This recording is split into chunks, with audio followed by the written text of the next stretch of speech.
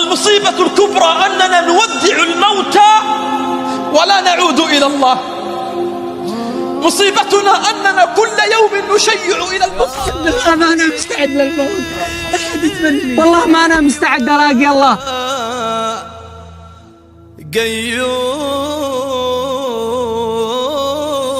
يا قلبي وين أنت؟ بين أتصلك من صبح، قدوم يخرجوا الآن. أيوة شوية وخرجوا، أهم شي تجي البيت لوحده، ما بيش أحد إلا أنا. أيوة حلو جدا، يعني أمورك طيبة؟ خلاص سما يا ولدي يا صلاة يا جناب. هذا بيبي يشغلني بيمكنني صلاة. أنت داري آخر مرة أيهن صليت قبل 6 أشهر. أيوة يا صلاة مالك هتشغلني أنت؟ مالك لا حد يدفني، أسألكم بالله لا حد يدفني.